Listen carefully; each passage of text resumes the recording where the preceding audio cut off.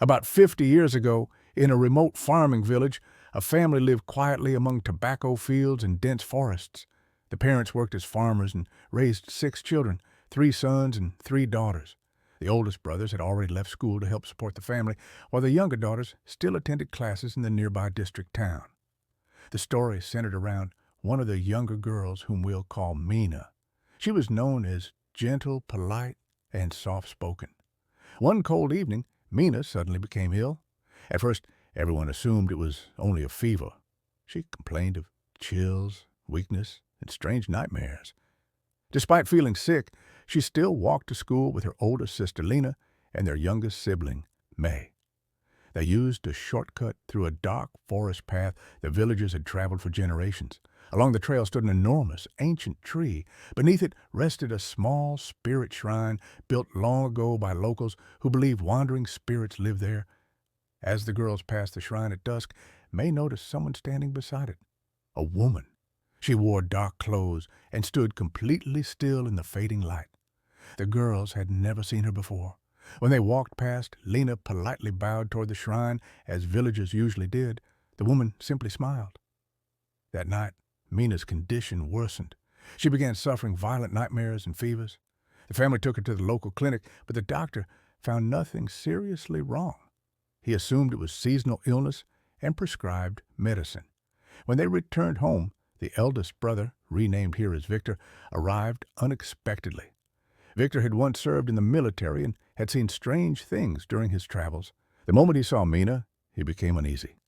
"She doesn't look normal," he muttered. Victor later returned with an elderly herbal healer named Old Wren, a former army medic respected by villagers. Old Wren examined Mina carefully. Outwardly, he agreed with the doctor's diagnosis, but outside the house, he quietly told Victor, "Something is attached to her." He warned the family not to let Mina wander alone or meet strangers. Only moments later, a group of vegetable traders arrived at the house. Among them stood an old woman named Grandma Suri, known throughout the region as a practitioner of dark rituals. Most villagers avoided her.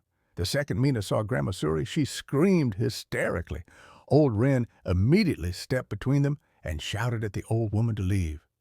Grandma Suri merely smiled, then walked away. That night, strange events began. Lena awoke to discover Mina missing from bed. Carrying a lantern, she searched outside and found Mina crouched near the kitchen, eating boiled chicken organs raw-handed in the dark. The horrifying part wasn't the act itself. Mina hated organ meat. She had refused to eat it her entire life. The next morning, Mina behaved even stranger. When her grandmother gently asked whether she felt well enough for school, Mina snapped back with crude language she had never used before. "I'm staying here." Her voice sounded wrong. Her youngest sister later confessed that Mina spent the nights staring at her while she slept, smiling silently in the darkness. Over the following days, Mina isolated herself inside the house. At night, she wandered outside barefoot. Family members began hearing strange cries drifting through the fields after midnight, sounds no one could identify. One evening, while the parents were away attending a distant gathering, the siblings stayed home alone. Near midnight, Lena awoke again to hear heavy footsteps shaking the wooden floorboards. Mina walked through the house, laughing softly to herself. Then came the sound, a long, unnatural whisper, carried by the wind. "YOD!" The voice echoed from somewhere beyond the fields.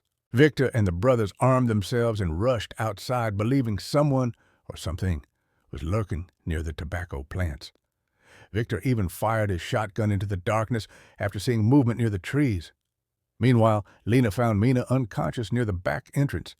But later that same night, while hiding alone inside a locked bedroom, Lena heard knocking at the door.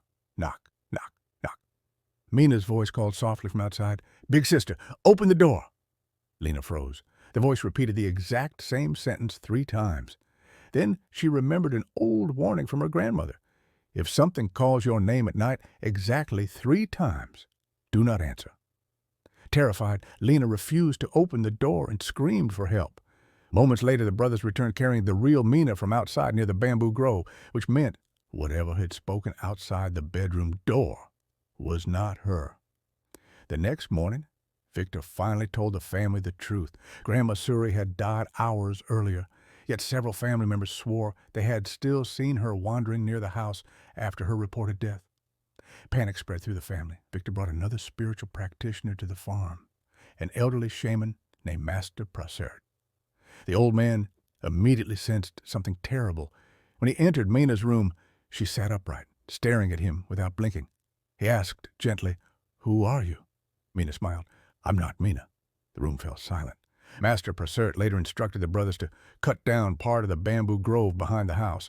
As they hacked through the stalks, an unbearable rotten smell erupted from deep inside. Hidden within the bamboo was a disgusting mass of sticky black substance mixed with dead leaves and animal remains. The moment the shaman ordered it burned, Mina began screaming violently inside the house. Several men struggled to hold her down. Her body felt impossibly heavy.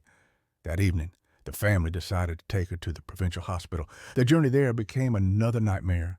As the truck drove through the countryside roads, Lena repeatedly saw the same dark-clothed woman standing beside the road. Again and again, she impossibly appeared miles apart within minutes. At one point, the vehicle passed a forest temple. 10 minutes later, after countless turns, they somehow passed the exact same temple again. No one spoke after that. They finally reached the hospital late at night. For a brief moment, Mina seemed normal again. She recognized her family complained only of stomach pain and appeared unaware of everything that had happened. The relatives began believing the worst was finally over. But during the final night, Lena awoke to hear the whisper again. YOD. The sound drifted through the hospital room itself. Lena looked toward Mina's bed. Mina sat upright in the darkness with a black cat perched motionless on her chest. She whispered strange words under her breath while smiling unnaturally. Then she slowly turned toward Lena. In a calm voice, completely unlike her own, she said, "I'm leaving now." Mina collapsed backward onto the bed. The cat leapt through the open window. Blood began trickling from the corner of Mina's mouth. When the doctors arrived moments later, it was already too late. Mina died before dawn. The villagers later spread rumors that she had been consumed by a wandering spirit, or perhaps something even worse. No one ever discovered the truth. Years afterward, Victor returned to the ancient tree beside the forest path, believing the shrine was somehow connected to the horror. He tore it down and burned it to ashes. But the family never forgot the whisper they heard in the darkness. YOD.